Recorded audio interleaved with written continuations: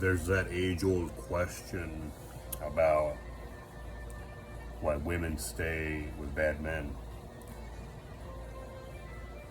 You know, the cold, hard truth of it all, I think, is to condense it in a simple way, which,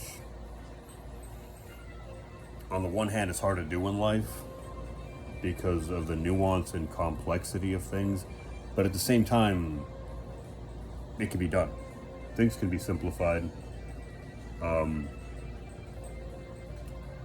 at one's own peril to some extent.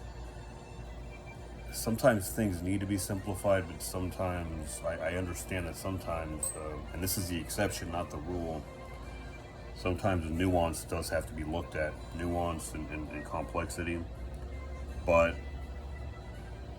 you know, for a smoothly lived life, you know, simplicity is going to be the key most of the time. A little bit of complexity sprinkled in there here and there, a little bit of nuance, but you cannot nuance the shit out of everything. It can't be done. You can't add complexity to everything or see the complexity in everything without being overwhelmed, and being overwhelmed fast. Back to the point here. Sorry. My mind does these things. Back to the point. Women staying with bad men, right? And then I went on to simplicity and complexity and nuance. Sorry.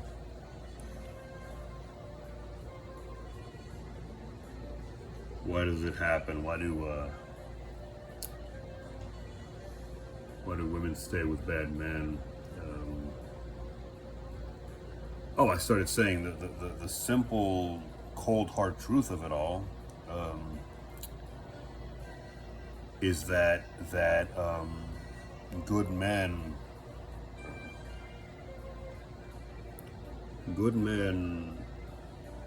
are dime a dozen.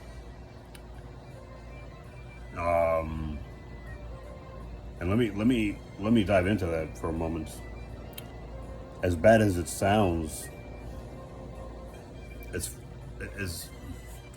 as much of a hit as it sounds, not in favor, I should say, of good men, right? Again, I said good men are dime a dozen. It makes them look bad to frame them in that light, but and I guess I can't really defend that, right? It does sound bad. Good men are dime a dozen. There's a lot of them. The bad men are actually not as prevalent as you might think. This speaks to the way societies work. Bad men have to be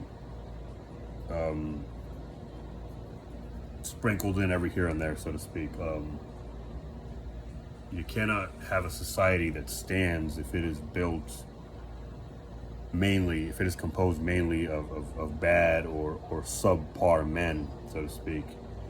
You know, there has to be a very high level, there have to be a lot of men who are doing what they're supposed to be doing for a society to maintain its structure. You know, those silent, those quiet men, that silent majority, they're the buttresses. They're the ones that are keeping the structure in place. They're the part of the structure that doesn't get a lot of appreciation, but is the most important. And part of what gives them that strength within a society is their numbers. Most men are good. And even those of us who falter, sorry, don't want to include myself in this. I do have a rooster in this fight, but I don't, in a way. Most men are good, and the ones who falter are still good for the most part. You know, we are complex beings. You can't pigeonhole individuals into good or bad categories. Even those men who falter are probably good men for the most part.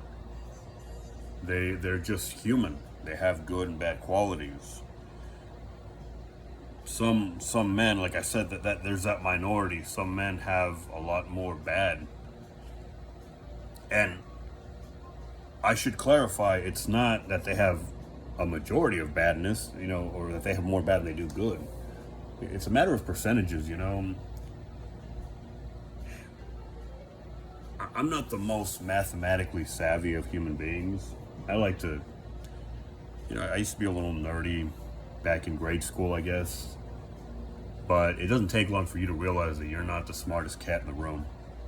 You're not the smartest guy by any stretch of the imagination, right? You learn that at an early age.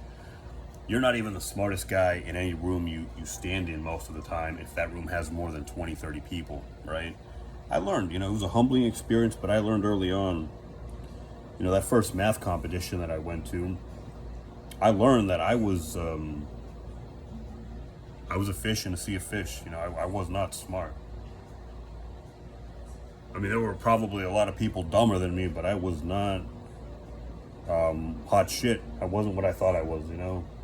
There's always somebody bigger, somebody faster, somebody stronger, somebody smarter than you, somebody with more charm, somebody with more capability, somebody with more grit, somebody with more determination, somebody with more resilience, somebody with more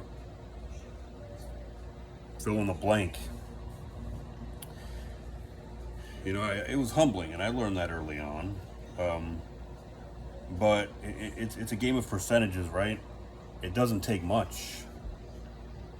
That man who is, let's say, 96 good and has got that 0.04% of bad in him. You add a little bit, you sprinkle in the tiniest bit, right? Another 0.1%, and he becomes significantly worse as a human being. This is all just numbers being thrown around, but numbers matter. We're not talking about dramatic, childish fluctuations. You add a little bit more to the equation and it changes dramatically.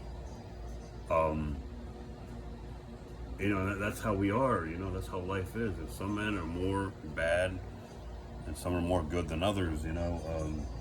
And even that is a simplistic simplification of what we are as people. There's more to us than are we good or bad, right? How good are we? How bad are we? Like I said, most men are good, and they are a dime a dozen, and they have to be.